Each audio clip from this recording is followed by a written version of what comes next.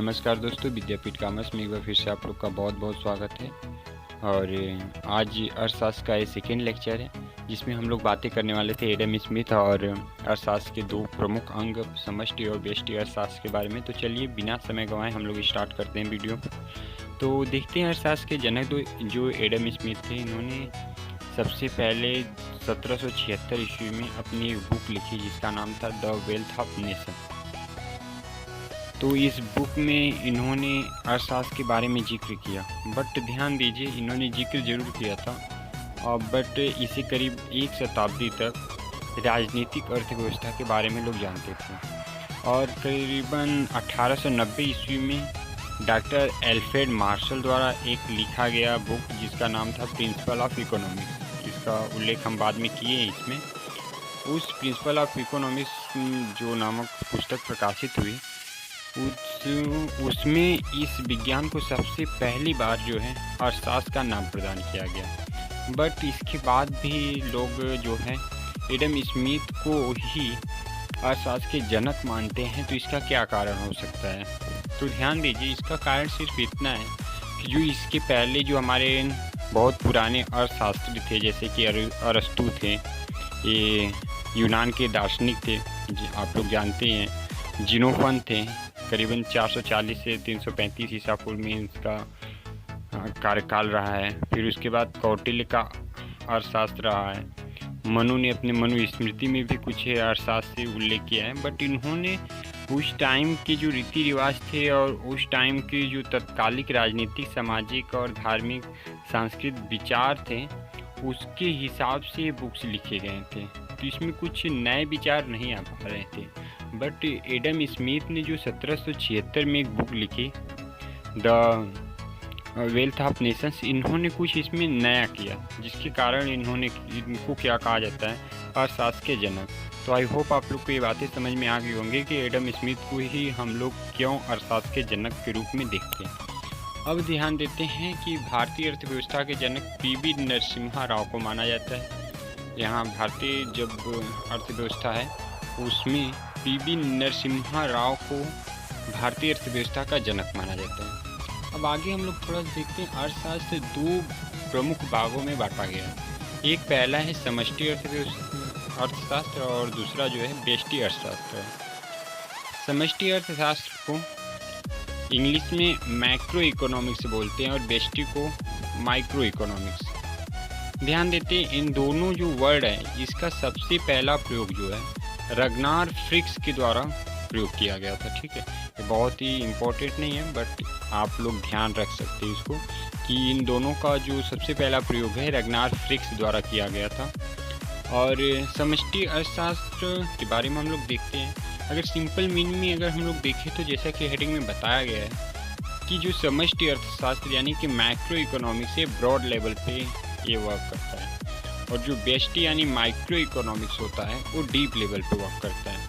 जैसे broad level की अगर बातें करें तो इसमें समस्त अर्थव्यवस्था और उनकी समस्याओं का अध्ययन किया जाता है।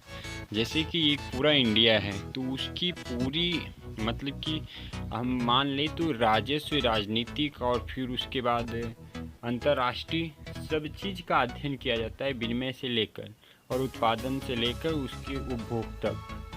जबकि जो ये डीप लेवल यानी कि व्यष्टि अर्थशास्त्र होता है ये छोटे स्तर पे इसका अध्ययन होता है। यानी जैसे आप कह लीजिए एक व्यक्तिगत उपभोक्ता, यानी कि इतना आप अगर आप घर चला रहे हैं तो आप घर कैसे मैनेज कर रहे हैं उसका अध्ययन अगर कोई कर रहा है तो ये व्यष्टि अर्थशास्त्र यानी माइक्रो इकोनॉमिक्स के अंतर्गत उसको रखा जा सकता है। और ब्रॉड लेवल में जो दूसरा है वो राष्ट्रीय आय, रोजगार, बचत, मुद्रा, राजकोषीय नीति, आर्थिक विकास और अंतर्राष्ट्रीय व्यवसाय से संबंधित सिद्धांतों का अध्ययन इसमें किया जाता है। जैसा कि हम पहले ही आप लोग को बताए हैं कि इसमें राष्ट्रीय आय, रोजगार, बचत, मुद्रा, राजकोषीय, आर्थिक विकास, अंतर्राष्ट्रीय व्यापार से लेकर जो उत्पादन, उपभोग, विनिमय क्रिया वो भी राष्ट्रीय लेवल पे और अंतर्राष्ट्रीय लेवल की जब अध्ययन किया जाता है तो उसको क्या बोलते हैं हम लोग, ब्रॉड लेवल पे की जाने वाली अध्ययन यानी कि मैक्रो इकोनॉमिक्स यानी कि समष्टि अर्थशास्त्र। अगला देखते हैं, इसमें दिया गया है कि क्षेत्रीय, राष्ट्रीय, अंतर्राष्ट्रीय अर्थव्यवस्था के अंतर्निर्भरता का अध्ययन किया जाता है इसमें। जैसे कि इसका मतलब आप लोग समझने की कोशिश करिए, क्षेत्रीय, राष्ट्रीय, अंतर्राष्ट्रीय अर्थव्यवस्था। यानी क्षेत्रीय कह लीजिए कि जैसे कि एक हमारा पूरा इंडिया है, तो इंडिया क्या है, एक राष्ट्र है, यानी ये राष्ट्रीय अध्ययन हुआ। और वो जो बाहरी अपने अंतर्राष्ट्रीय संबंध बना रहा है वो अंतर्राष्ट्रीय अर्थव्यवस्था हुआ। क्षेत्रीय अर्थव्यवस्था यानी कि जो हमारे राज्य हो गए छोटे छोटे, अगर उनके बारे में, उनके अर्थव्यवस्था के बारे में अगर हम लोग अध्ययन कर रहे हैं तो क्षेत्रीय अर्थव्यवस्था कहलाता है। ठीक है, अब ध्यान दीजिए जो ब्रॉड लेवल के यानी कि ये जो मैक्रो इकोनॉमिक्स है, इसके जो जनक हैं इनका जो नाम है जॉन मेनार्ड किन्स है, इसको जेएम किन्स भी बोला जाता है नाम से।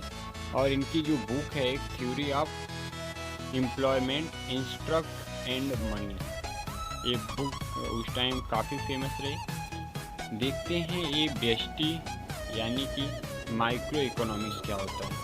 तो माइक्रो इकोनॉमी जैसा कि हम पहले बताएं आप लोग को, ये छोटे स्तर पे इसका अध्ययन किया जाता है, जैसे कि व्यक्तिगत रूप में अगर आप अपना फैमिली संभाल रहे हैं, अगर उसकी अर्थव्यवस्था की नीति अपना रहे हैं या उसकी अध्ययन कर रहे हैं, उसके बारे में आप योजना बना रहे हैं, तो वैसे उस स्तर की अगर हम लोग अध्ययन करें तो वो व्यष्टि अर्थशास्त्र यानी माइक्रो इकोनॉमिक्स के अंतर्गत उसका अध्ययन किया जाएगा।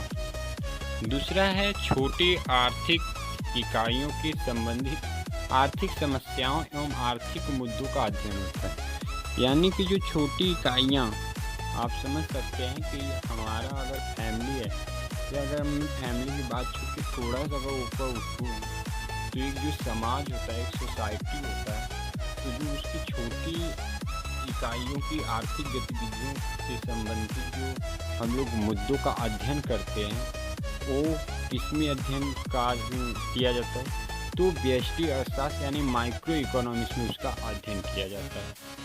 आगे हम लोग थोड़ा सा देख लेते हैं कि इसका जो सिद्धांत है वो मांग, उत्पादन और कीमत से निर्धारण संबंधी सिद्धांत होते हैं।